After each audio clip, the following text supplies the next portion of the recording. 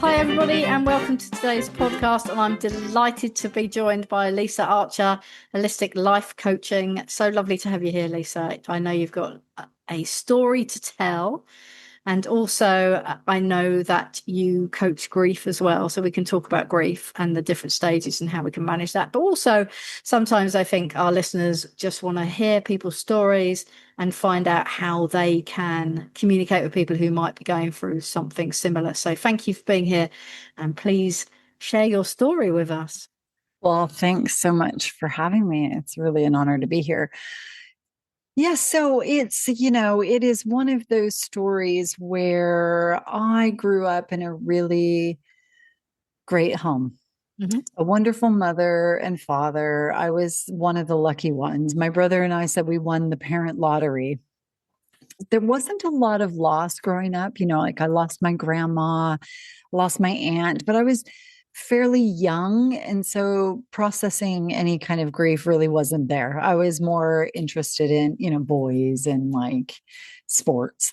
And then as I got older and got married, so I'm from Seattle and we moved to the UK 21 years ago. But when you are 4,500 miles away, you kind of fear that phone call that someday you're probably going to get some phone call because, your parents aren't getting any younger. And so I always kind of pushed it to the back of my mind. And in January of 2018, I received the first message was my niece from my ex-husband's side of the family passed away from a hereditary illness. She was in her early 30s. And a week later, I get that message, from my mom. It's her middle of the night, my early morning. Can you talk? Right. Never good, is it? I'm like, what's wrong? Can you talk? And that's when she told me that my dad was diagnosed with brain cancer. And really, for me, that's when kind of the earth opened up and swallowed me because I was really close to my parents and my dad. And I didn't know what to do. And so I sat my husband down at the time. I said, I've got to quit my job and go live there. Like I have to take care of my dad, but I also knew I needed to be there for my mom. They had been married forever and she was having to take a lot of the brunt of it. And I just needed to be in the room. I needed to know what was going on. So I lived there for 7 months until he passed away. And in that time, I had lost some friends as well. And, then after the eulogy and the funeral and like all that, I came back to the UK, shut the curtains, didn't want to talk to anyone, just had to process this grief, but I was exhausted, So a couple months later, my mom came to visit. Her and my dad always came together. So when she got off the plane, it was so strange, Nikki, because I was like, well, why is she alone? Like it was just one of those reminders. So we made the best of times. We traveled. She wanted to see Anne Hathaway's cottage and Shakespeare's home and the Cotswolds. And so we traveled around. She saw the girls, my daughters, and then I gave her a hug at Manchester Airport. And I just did not know that that would be the last time that I would hug my mom. We talked every day, but she wasn't answering her phone. She wasn't answering her messages. A couple months later, I was like, something's not right. Called my brother and everybody, get over there. And my mom had passed away in her sleep peacefully. But the difference between anticipatory grief, watching my dad, knowing that my dad was dying, versus sudden loss was very different in how I was, quote unquote, navigating this.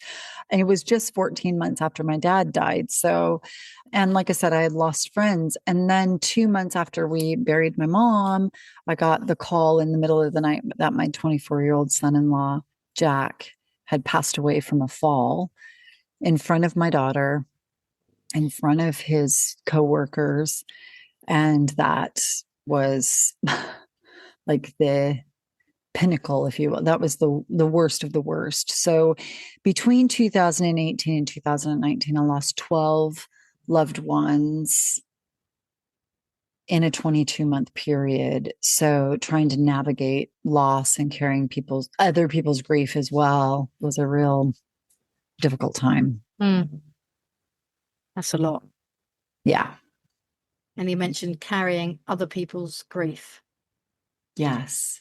Yeah, because that's the thing. Again, I didn't know anything really about grief or loss but I learned a lot. I had a crash course seriously in this. And I realized actually I'm carrying my mom's grief. I'm carrying my family's grief. I'm carrying my daughter's grief, my other daughter's grief, because it's not just my own. I had to really kind of set it aside in many ways and be the carer and the person who made sure everybody was okay. And then at some point it was like, oh, I need to face this myself as well.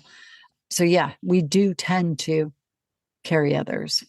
When you say that you realized that you had to face your own grief, what signs, or let's just leave it with signs. What signs were you given? Yeah, it was one of those things where I'm very pro therapy. So that was my first port of call after my mom. It was after my mom passed and right before Jack that I contacted a therapist, a bereavement counselor. So I didn't know what I needed, but I knew that I needed something, so I knew enough about grief and loss because I worked in the pregnancy loss back in the States many, many years ago. I knew enough about trauma that it sits in your body. And if it just sits there, and it can manifest in so many ways. So like it was popping out in anger. It was, I had no energy. I was eating my emotions. It was all of the things. And I thought, I need to do something. I mean, thankfully I don't drink alcohol. I could have gone down that route. I don't do drugs. I could have gone down that route. So I thought, I need something.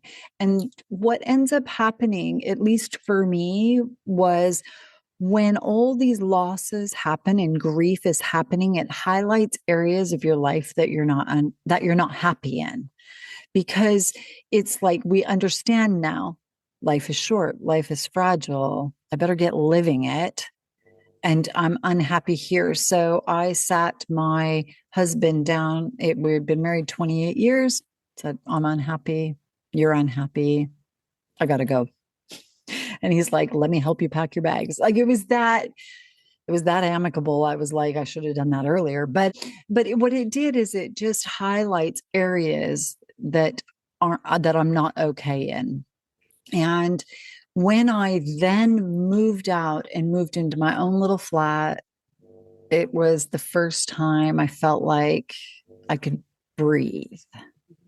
And that for me was my cocoon. That was my healing place. And I used every modality that is probably known to man. I threw everything at it, from kind of woo energy stuff like Reiki and kinesiology and gong baths, saw a medium, tarot cards, yoga, hiking, watching Netflix and eating chocolate and popcorn. Like I just through everything. So anything from woo to kind of personal development, I was on a journey. And where are you on your journey now, would you say? Yeah, I feel like in the work that I do, the life that I'm living, the kind of action I'm taking to create a life that I love, I'm a bit further down the road than the people I work with or some others. And no, I don't think that we're ever there. We're never like, and grief and like it doesn't go away. You don't get over it. So I'm just learning how to create a life of passion and purpose, around my pain. So I take it with me. I wrap it and I take it with me. And I'm this further along, and I look back and just, isn't that what we do, right? We're a little bit further along. We turn around and we help others kind of come with us, come with me. And I've really landed in the strong personal development with a little bit of woo, little bit of woo, like a woo and do, woo in action. Yeah. I love that. Woo and do. Perfect. And for those of you that can't see Lisa, so her actions, the actions you were doing were like you were putting your hands and pulling the person behind you along, which is lovely. And I think you're right that, you know, grief is so unique to each one of us that there is not necessarily a right answer that you've been through that worked for you that might work for somebody else. It's about finding where you're at and Yes. and meeting people where they're at and then helping them. It's such an important message, isn't it? Because when my dad died and I came back to the UK, I shut the curtains. When my mom died, and Jack died, I opened the curtains up and I was like, oh my God, I need all my friends. I need everybody. And it was weird for me because I thought, well, wait a minute, that's not the way I kind of dealt with it before with my dad. And it really opened my eyes to the different time, depending on where we're at, and that all of it was okay. There was no wrong answer. Yeah, because all of it is okay. So if you are listening to this and you're wondering whether you're behaving inappropriately or you're doing something that other people have said to you, because let's be honest, we all have an opinion and we're all very happy to share our opinion even when it's not asked for. It might not be the right thing for you. So do you, I think is the clear and strong message. And Lisa, I only found this out about you recently, and you said it was okay to talk about that you've had a double mastectomy as well. Yeah, I mean, like I said, let's just throw some more stuff in, shall we? I mean, so yes, do you know, when COVID hit, I was 50, right? And I was contacting the doctors and saying, the GP surgery, and saying, I haven't had my letter in to have my first mammogram. And they were like, oh, there's no truck in your neighborhood. Now, I know they didn't say it like that. That's a very American way of saying it, but it was like the mobile unit, right? The mobile unit isn't anywhere near you. And I was like, I'm American, I'll drive. Like, but they said, no, there isn't anything. Then I left, my husband and I we separated, and I then moved back to Chester from North Wales. New GP. Hey, I'm now 51. I haven't had and this happened, and then I moved again. And so I was 53, and I contacted the GP here, and they were like, well, there's no truck in your neighborhood.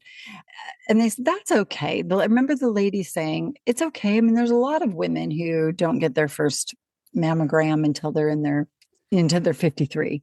And there was just something within me that was like, no, I need to get checked. Then maybe they said it was going to be another year.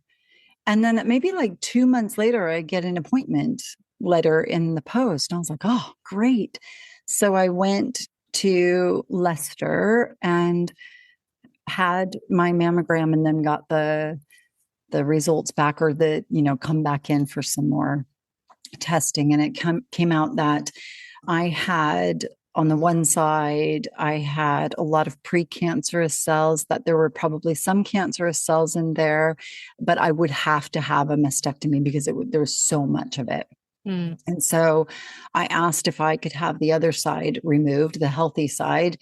And they said, it's your body, that's fine, but you have to go through a psychological evaluation. Right. And I was like, that is going to be the first exam that I pass without studying. I'm going to pass with flying colors. And my husband was like, you're not changing your mind, like, no matter what. I already knew that I just was going to live flat. I didn't want reconstruction. Everybody has their own choice. That was mine. And I know it's not the way for everybody else, but for me, that was the only choice. And so I went through the psychological evaluation 6 weeks after I had my first surgery. And then 90 days after my first surgery, I had the healthy side removed. And so now I just live flat and free.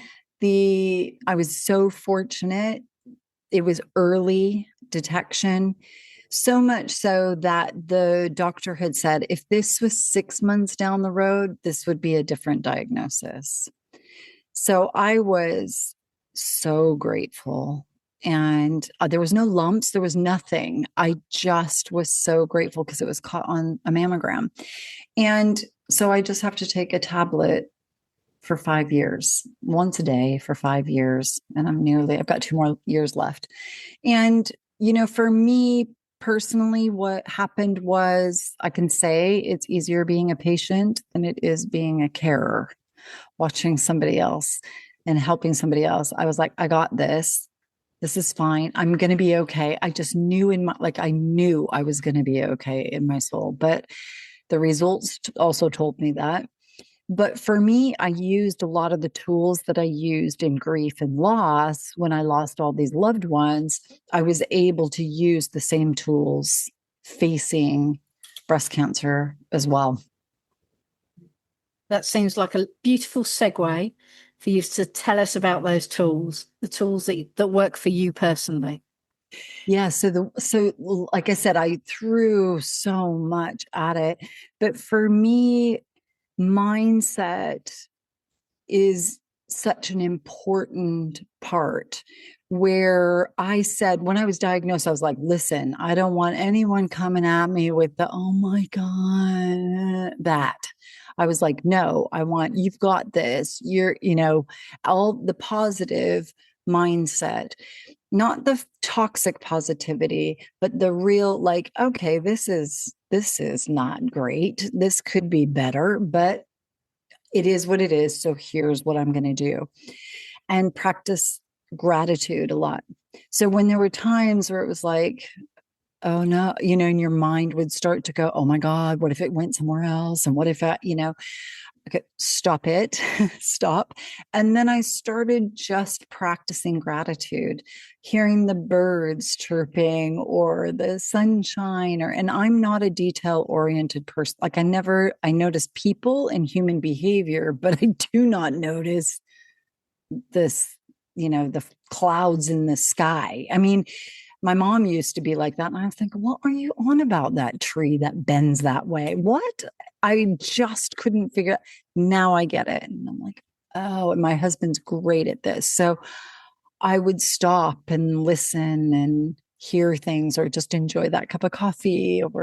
So gratitude was one of the really important mindset shifts that I started practicing on a regular basis. Meditation is one, and has to be guided, because if I try to do it myself, then it guides me to doing the dishes and the laundry. Yeah. And what I have to do for the day. So it has to be guided. And going for walks, exercise, it's all kind of the same thing that we hear a lot of. But for me, one of the most important, and it may not be a modality, but it's an important thing that I think is important to say, is that anybody who was kind of toxic or energy draining vampires, I had to put them on the shelf, or I might have kicked them off the shelf. It just depended on the relationship. I didn't have a lot of energy during all of the losses while I was going through breast cancer surgery and recovery. So I brought around the people who were healthy, uplifting, positive, gave me energy when I didn't have a lot. And those who were really toxic, I had to set aside. Mm. And that's interesting because I think a lot of people listening to this, and it actually came about in the podcast I did a few weeks ago with Sam, and he works with animals, and he talks a lot about environment and that human beings are the same. We have to watch our environment, and that includes the people that we surround ourselves with. 100%. Absolutely. And that is, one thing that my mom really taught me. But I say this a lot, like you can eat all the kale in the world, you can eat, but if you're in a toxic relationship or you have a toxic environment or toxic friendships, you can eat all that kale, but it's still not a holistic approach to life, right? And that environment is so important. And I always think what you say or do can either help and heal, or it can harm and damage. Yeah. And for me, it was like, oh, I don't need any harm and damage. I need healing and hope. Mm. What would you say to somebody listening to this around, well, that all sounds lovely, Lisa, but actually my best friend of 45 years is really toxic and brings me down on a regular basis, always gives their opinion, and I feel very negative around them. How on earth can I walk away from that relationship? Yeah, it's such a good question. It's really hard. I've had to walk away from family members like blood. And it's not easy. And I think one of the things that I'm really passionate about is talking about all the different types of loss where there's grief and friendship and relationship breakdowns. There will be loss and grief if you walk away. Now, I'm not saying everybody, you just cut them all out of your life. But if there is somebody who is constantly bringing you down, I think that self-awareness, like how do you feel around that person, that energy? Because that isn't serving you. And to be fair, it's not serving them either. But for me, I had to go, am I just people pleasing? Am I just doing this thing so that everybody else is really comfortable at the and it was for me not. So it was damaging me, but as long as everybody else is okay. And finally I started to realize, actually, do you know what? I'm important here. Like I'm really important here. So as I said, some people I just set aside and some kicked off by some set aside, and I brought them back in when I was ready to deal with them, right? But I think if it's somebody really, as we say, toxic, and it is damaging you, your spirit, your energy, your environment, then to me, you grieve that loss, but it will be the most beneficial thing that you do. Mm. Yeah, thank you for that. I have another question that popped into my head, and it was when you were talking about the loss that you were experiencing and having to support others in their loss. And I remember a good friend of mine who sadly lost her husband very unexpectedly said, I can't deal with other people's loss. So people were coming round to express their condolences, but what ended up happening was she ended up having to listen to their grief. And she said it was so heavy, having to manage her own grief and the loss, and then trying to manage other people's. It was incredibly hard. What sort of advice, having experienced that, and also in your holistic life coaching, what sort of advice would you give somebody who might be going through that? Yeah, I think, it's one of those, I think we're fairly grief illiterate, but I think we are getting better, but we still have this illiteracy. And we try to connect, right? As humans, we're trying to connect. So we go and go, oh, I know how you feel. I mean, I lost my. I hate that phrase. Sorry. Yeah, exactly. Yeah. I know exactly what you're going through. Don't do that. That's my advice. Just don't. One of the things that I am, again, really passionate about is the education part of grief. So we're going to educate people on what to do, what not to do, what to say, what not to say. And what not to say is, I know exactly how you feel. My dog died, whatever, or, anything. Even if you had a spouse that passed away, at that moment in acute grief, someone has just lost somebody. This isn't about you. This is about them. You can go away, get in your car, cry all the way home, go to your therapist, see somebody else, talk to somebody else about your pain. But at that moment, when you're supporting your friend, colleague, loved one, this is all about them. I remember, I was with my daughter a lot. And she was living with Jack's parents. They're so close, and I'm so grateful for it. She had such an amazing, and still does, an amazing relationship with them and their friends. But I would go and I would just be with her, and she would talk about Jack and she would tell stories about him. And it was ripping my heart out so much. And everything with me was like, I don't want to talk about it. I don't want to look at photos. I don't want to hear about him. It's just too painful. And I was like, this isn't about you. She needs to tell stories about him. She needs to talk about him. Then I'd get in the car, cry all the way home, voice clip my best friend of 49 years. And then I'd see my therapist. And that's what I would say. This isn't about you right now. This is about them. So sometimes saying nothing and just being there and letting them talk, letting them feel, letting them cry, and grounding yourself that way. And one of the things with working with clients, and I hear it on a regular basis as well, in just kind of the grief and loss area and field, is that the worst thing you can do is ghost them. So by not saying anything, I don't mean not saying anything and leaving. I just mean not talking while you're sitting with them. But that has been, everybody says that one is the worst because people don't know what to say. So they say nothing at all. They cross the street when you're coming. They like go the other way because they just don't know what to say to you. And just don't do that. Mm. Yeah, again, that's all about us, isn't it? The uncomfortableness that we feel. So therefore, we take a particular action based on supporting our own needs rather than thinking about the other person. Yeah, some really, 100%. really top tips. Lisa, thank you so much for this conversation. It's been amazing. But also, where can we find you? So, and what specifically do you help people with? Yeah. So best is the website, holisticlifecoaching.org.uk. That's the best way because all the social media stuff, just connect on social media, but it's all on the website, everything that I do. So I work in the field of life and loss. So it's not all grief and loss. Some people it's usually individuals men and women who just feel stuck. Mm.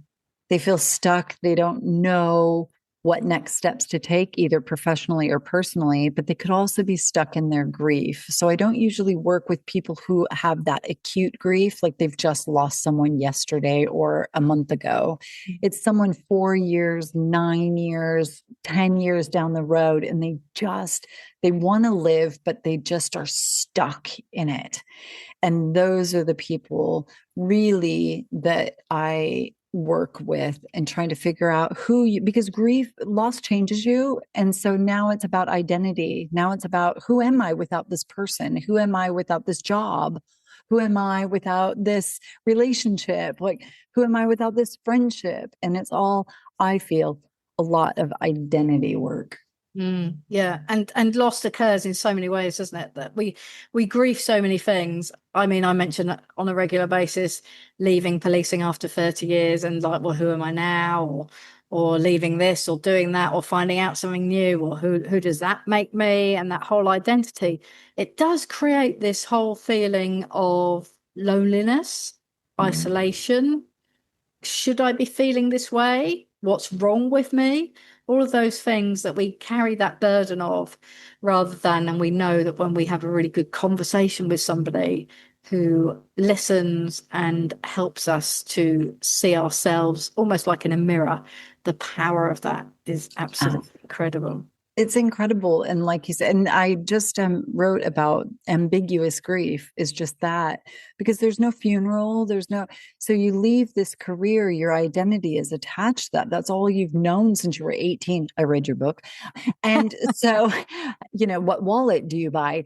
That kind of thing. It's like everything is attached to who you are in this identity. And when that's taken away, it's trying to navigate now, who are you? But it's ambiguous because no one's coming to a funeral or sending you a card, or like you said, why am I feeling this way? The reason you're feeling this way is because it is a loss, it is grief, and it's trying to figure out who you are outside of that. Yeah. And what would you advise somebody, just like a step, if someone's listening to this right here, right now, and they're going through that exact thing about identity, what is one step that they could take that would just help tomorrow be a bit better? So if we're talking about identity and loss, I mean, there's a lot of different steps, but I've already talked about some of those modalities. One of the things that I am really passionate about is values, your core values, and figuring out and doing some work around your values, because that then when we start to tap into who we are at the core, not who we've attached ourselves to, we're mom, we're wife, we're husband, we're actually, who are we and what are our values? So if somebody is kind of trying to investigate, that is a really good starting point to try to figure out, what is it that I value, not what somebody told me I should value. And then one question that I asked somebody who recently retired from the Met, by the way, is, so what do you love? Like, what is it that you really love? And it's, so even that question got them to be thinking about, oh, I'm really passionate about this thing. That can start to spark something within them and give them a little bit of hope, a little bit of possibility that their life can be amazing and they can figure out who they are. Yeah, I think that retirement piece is actually, it's so under the radar, and it's huge. And I can only come at it from a perspective of being in policing, but I should imagine it's the same for any organization. I work with a lot of head teachers. Should imagine all that responsibility, and then suddenly you don't have it. All the emergency services, definitely in the military, and you probably even more so in the military, because in the military you're generally given somewhere to live as well, and food, and then you come out and you're like, hang on a sec, what are all these bills that I now have to pay? So yeah, I think that's such a massive piece around that identity and that loss, because it's real, and for most of us it's going to happen. Yes. And I think, people talk about, don't they, that it's morbid, but again, we're talking about grief, is that when we retire, then within 6 months, someone dies because their identity was attached to that. Now there is a depression, there is a trying to figure out who they are and what their life actually means outside of that. And it is that ambiguous grief. And I think it is really an important conversation. Yeah, no, I agree. And that question of what do you love to do? I think that's a very hard question for a lot of us to answer, because it becomes so entrenched in, well, it's about the kids, it's about my partner, it's about work, it's about making sure everybody else is okay. Absolutely. And it really is not an easy question at all. So it might be just an activity. Like, what do you really like to do? Be like, I don't kayaking. I mean, we're not talking about now this is going to be your new career, but it's just a step to get you to kind of turn your eyeballs inward and look and figure out, drop into your body. Like, what do you enjoy? Yeah. What do you enjoy? I think certainly as I've got older, at one stage, I pressed the big pause button and I went, hang on a sec, I'm not sure I know how to have fun anymore. And that was a real awakening for me. I was like, wow, that's not good. Yes, I absolutely can understand that. I remember when the girls left home and I'm like, I need a hobby. Like I had nothing. I just worked all the time. like, I need a hobby. That was what I thought I needed, because my identity just went out the door, bye. Yeah. And then I was like, I need to do something fun. What is Yeah. that? Yeah. And I think as we go through different phases of our life, so I'm 57 now, I've definitely, in my latter years, you definitely go through a phase. So leaving the career that you've done for a long period of time, parenting your parents, losing your parents, experiencing more loss, friends as well of my age group, sadly, and then like you said, losing your girls. I have a 19-year-old in my life who is going in a couple of months' time, so that will be another thing around identity. So yeah, it's such an important conversation that. It really is. And I think if we can just educate and go, do you know what? You're not going crazy. Yeah. This is a loss. You're just grieving, not just, but you are grieving. When we can name it, then we can go, okay, well, now what do I do with that? Yeah, I like that, because naming helps, doesn't it? It does. Absolutely. Putting a name to it and then realizing you're not crazy or broken. You're Yes. grieving. Yeah. Yeah. And I think a lot of us think that we are a little bit broken and a little bit crazy. Absolutely. And we're insane because we don't talk about it. So we must be just absolutely crazy. When we talk about grief, there's grief fog, there's this brain fog, and this is neuroscience, what grief does to the brain. And then you literally think you've got Alzheimer's or dementia because you can't think straight. So there's all these things that are wrapped up in it. And you walk around kind of in a fog thinking, I think I'm crazy. Like, and luckily having somebody go, you're not, that was really helpful. So I'm just to your audience, you're not going crazy. You're grieving. One more question that just popped into my head before we wrap this up, because I know you're from America with your route. For those of you that are listening, route means route, by the way. I remember going on a sailing trip and the captain was American, and he went, right, well, we need to mind the buoy over there. And I'm like looking for an animal. Is it a bird? What's a buoy? And of course we say boy. but I was like, well, you completely throw me. Culture plays a big part in conversation. What's your experience been of the difference between Americans and people from the UK in how we talk about grief? It's so interesting. Yeah, it's interesting because I've only really been here when I've experienced massive loss. But what I have found is that in America, I mean, I'm the worst American. I'm going to put this on your podcast. I'm the worst American because I have a lot of great things to say sometimes. But we're a bit more open to like therapy and talking about our problems. Not everybody. There are people who are, more hold it to their chest, but in this country, a little bit less. But what I've seen over the 21 years is that it's getting much better in that acknowledging our emotions and our feelings and not that stiff upper lip. I think the younger generation emotionally are way more in tune than me, and then the older generation in America and here in the UK, I've not really seen much difference at all. Like my dad's like, I don't need to tell anybody my problems. Like it was, my mom just never really dealt with all the losses of, losing her dad and her mom and her sister, never really talking much about it, not going to any kind of therapy. So I think that there's a cultural difference, but I also think that there's a generational difference as well. I think our generation and below are a little bit more in tune with our emotions and understanding grief. And I think that the internet has helped. I think that there is more resources out there for people looking, and that's been really helpful.